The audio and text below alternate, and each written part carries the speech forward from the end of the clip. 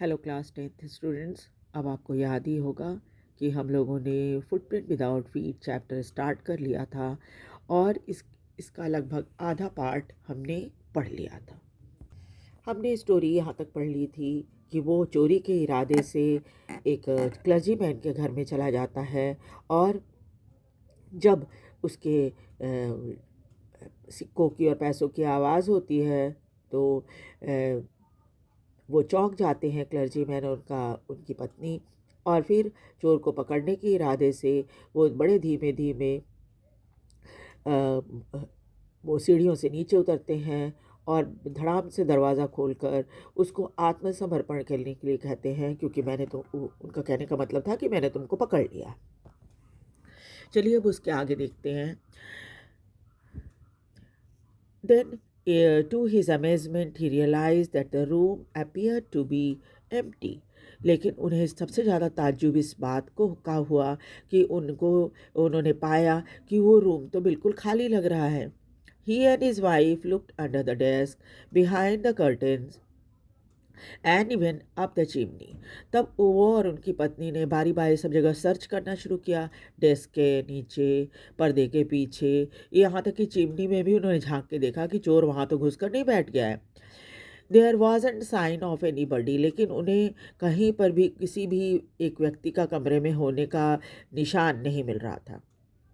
Yet the desk had been open, लेकिन फिर भी इतना तो था कि डेस्क खोला गया था and the house keeping money was missing, और हाउस कीपिंग का पैसा गायब था। Extraordinary affair, the clergy man kept saying for the rest of the day.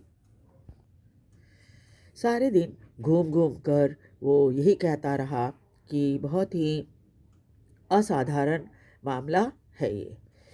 But it was not as extraordinary as the behavior of Mrs. Hall's furniture a little later that morning. लेकिन यहाँ पर कुछ भी असाधारण नहीं था, ख़ास तौर पे मिसेस हॉल के फर्नीचर का, जो कि बाद में सुबह सुबह के मतलब यहाँ चोरी करने के बाद जब वो वहाँ पहुँचा था तो उसके बाद उनके फर्नीचर का जो बिहेवियर था वो बड़ा एक्स्ट्राऑर्डिनरी नहीं था। क्यों नहीं था? The landlord and his wife were up very early and were surprised to see the scientist's door wide open. उस दिन लैंडलॉर्ड और उनकी पत्नी जो है वो जल्दी जाग गए थे और उन्हें यह देखकर बड़ा ताज्जुब हुआ कि साइंटिस्ट का कमरा जो था उसका दरवाज़ा खुला था। Usually it was shut and locked, वैसे ज़्यादातर समय ये तो बंद रहता था और लॉक रहता था। And he was furious if any one entered his room, और वो बहुत जल्दी नाराज़ हो जाता था जब कोई भी उसके कमरे में घुसता था। The opportunity seemed too good to be missed, और ये मौका इनको लगा कि हमें तो मिस नहीं करना चाहिए, ज़रूर अंदर जाके देखना चाहिए क्या है। इसलिए दे पीप्ड राउंड द डोर, पहले तो झांक कर उन्होंने दरवाजे देखा कि अंदर कोई है कि नहीं है। सॉ नोबडी, फिर उन्हें दिखा कि कोई भी नहीं है।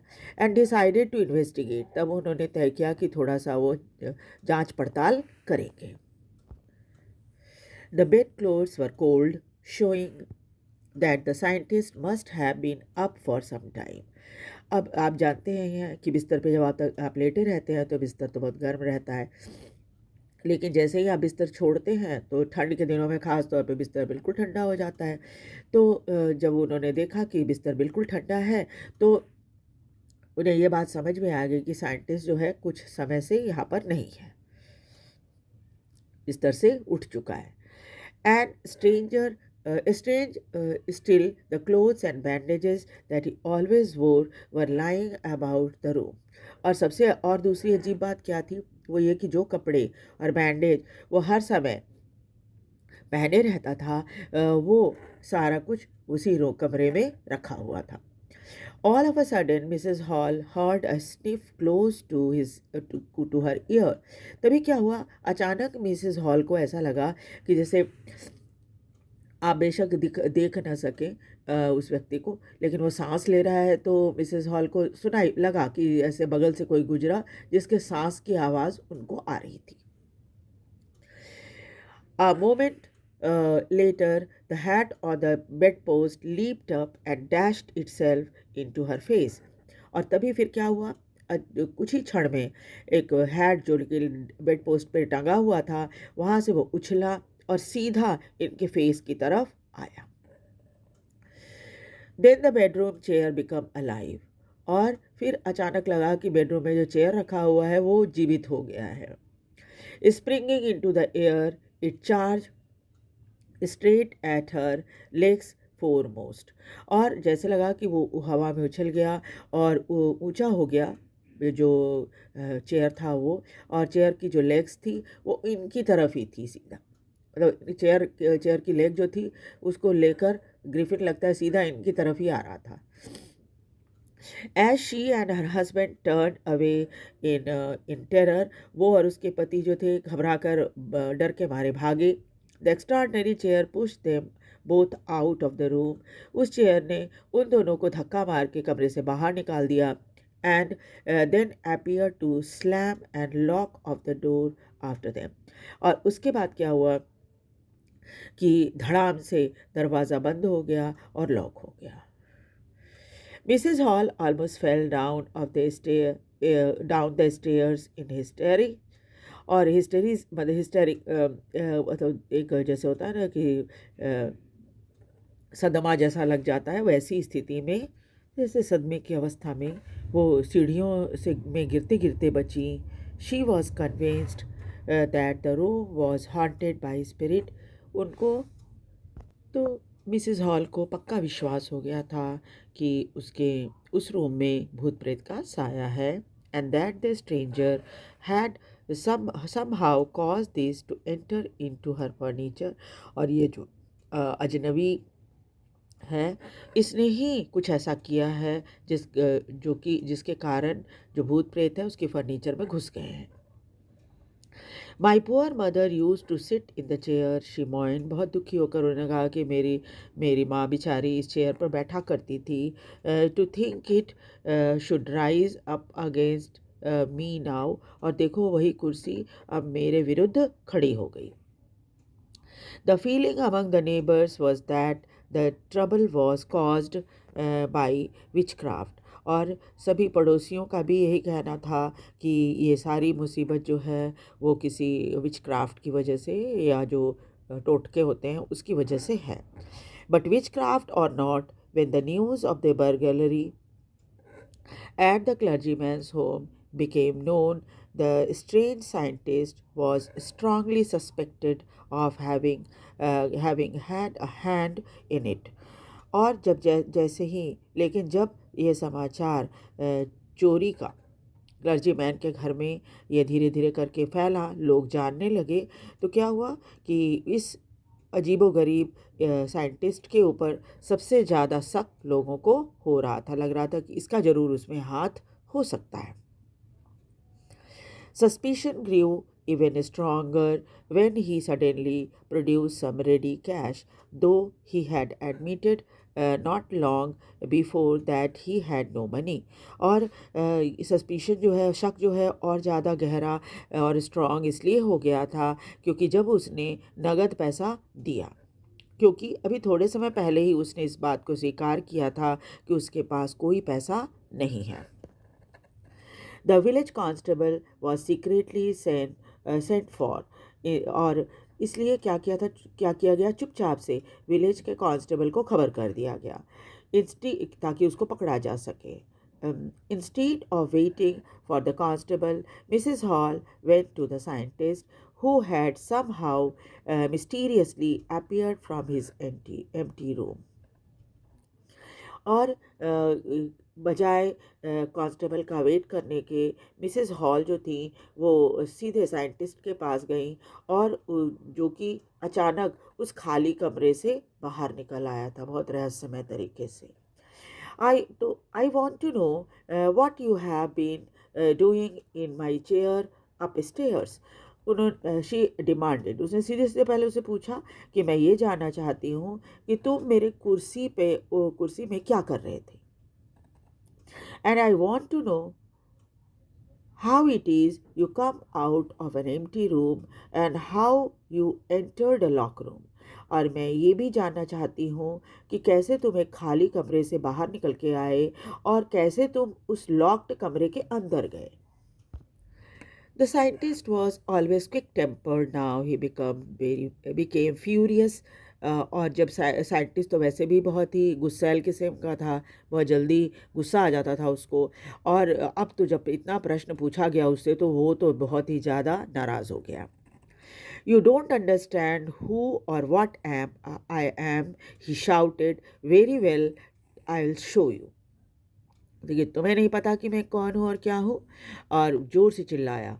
और उसके साथ ही उसने बोला कि अभी मैं दिखाता हूँ कि मैं क्या हूँ।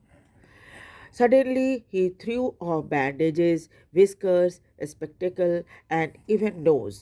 और फिर अचानक उसने अपने फेस पर बंधा हुआ, देखिए आपके इसमें बना फोटो भी बना हुआ है, इसमें क्या है, उसने अपना बैंडेज निकाल कर फेंका। फिर दाढ़ी, मुंह और जो चश्मे थे वो भी, विस्कर्स, वो सब उसने एक एक करके, और नाक जो नकली लगा रखा था वो सब सब उसने निकाल कर फेंक दिया। It took him only a minute to do this. और बस मिनट ही लगा उसको इन सारी चीज़ों को उतार कर फेंकने में। The horrified people in the bar found themselves staring at a headless man. और सारे घबराए हुए लोग जो थे वो उस बार में जो इकट्ठा हो गए थे, उन्होंने देखा कि उनके सामने बिना सिर वाला एक व्यक्ति खड़ा है। Mister Jeffers the constable now arrived. इसी दौरान क्या हुआ, मिस्टर जेफर जो कि कांस्टेबल थे वहाँ आ गए। And was quite surprise to find that he had to arrest a man without head. और उनको ये जानकर, देखकर बहुत ताज्जुब हुआ कि उन्हें एक ऐसे व्यक्ति को गिरफ्तार करना है जिसका सिर है ही नहीं। But Jeffers was not easily prevented from doing his duty. और मिस्टर जेफर्स को तो काम करने से कोई रोक नहीं सकता था, जो ड्यूटी थी उनको तो करनी थी। If a magistrate warrant ordered a person's arrest, then the person had to be arrested with or without his head. और अगर मजिस्ट्रेट का वारंट ये ऑर्डर देता है कि उस व्यक्ति को गिरफ्तार करो, तो भाई उस व्यक्ति को गिरफ्तार तो करना ही पड़ेगा, चाहे उसका सिर हो या ना हो। There followed a remarkable scene as the policeman tried to get hold of a man who was becoming more and more invisible as he threw off one garment after another. और एक बड़ी ही विचित्र सीन वहाँ पर एक हो गई थी, जब पुलिसमैन एक ऐसे व्यक्ति को पकड़ने की कोशिश कर रहा था जो धीरे धीरे करके इनविजिबल हो रहा था, क्योंकि उसने एक एक करके अपने सारे कपड़े उतार कर फेंकना शुरू कर दिया था। Finally a shirt flu into the air. और अंत में उसने अपना एक जो शर्ट उसने पहन रखा था उसने हवा में उछाल दिया। And the Constable found himself struggling with someone he could not see at all. और अब तो बेचारे कांस्टेबल जो थे वो ऐसे व्यक्ति को पकड़ने की कोशिश कर रहे थे जो दिख ही नहीं रहा था। Some people tried to help him. फिर कुछ लोग आगे आए उनको मदद करने के लिए, but found themselves hit by blows that seemed to come from nowhere. अब चूंकि वो खुद इनविजिबल था, इसलिए जो लोग उसको पकड़ने की कोशिश कर रहे थे उसको उसने तेज घूंसा मारा, और लोगों को समझ में नहीं आ रहा था कि घूंसा किधर से आ रहा है। जोर जोर से उसने घूंसा मारा बहुत सारे लोगों को जो उसको पकड़ने की कोशिश कर रहे थे। In the end, Jeffers was knocked unconscious as he made a last attempt to hold on to the unseen scientist. और जेफर्स को उसने मार मार कर बेहोश कर दिया। और जब उसने कोशिश की उसको पकड़ने की, जो कि ऐसा वो साइंटिस्ट जो दिख नहीं रहा था कहीं भी। There was a nervous excited cry of hold him. सब लोग घबराए हुए बहुत एक्साइटमेंट में चिल्ला रहे थे, पकड़ो उसको। But this was easier said then done. लेकिन ये काम बोलना आसान था, करना बहुत मुश्किल था। Griffin had shaken himself free, क्योंकि ग्रिफिन ने अपने आप को छुड़ा लिया था। And no one knew where he lay hand on him. और किसी को समझ में नहीं आ रहा था कि उसको पकड़ने के लिए किधर हाथ घुमाए। ठीक है, और ये है H.G. वेल्स की लिखी हुई कहानी, है ना। अब आपने पूरी स्टोरी देख ली, मैंने प्लेलिस्ट में डाली हुई है स्टोरी। आप ध्यान से दोनों पार्ट को, पार्ट 1 और पार्ट 2 दोनों को आप देख लीजिएगा, पढ़ ली ध्यान से, वीडियो सुन लीजिएगा, तो आपको पूरी स्टोरी समझ में आ जाएगी। और साथ ही साथ क्या है, तब आप आसानी से क्वेश्चन आंसर भी इसके लिख पाओगे। वीडियो को लाइक और सब्सक्राइब ज़रूर करें। Thank you very much. Next class में मैं अगला चैप्टर करूँगी। Thank you.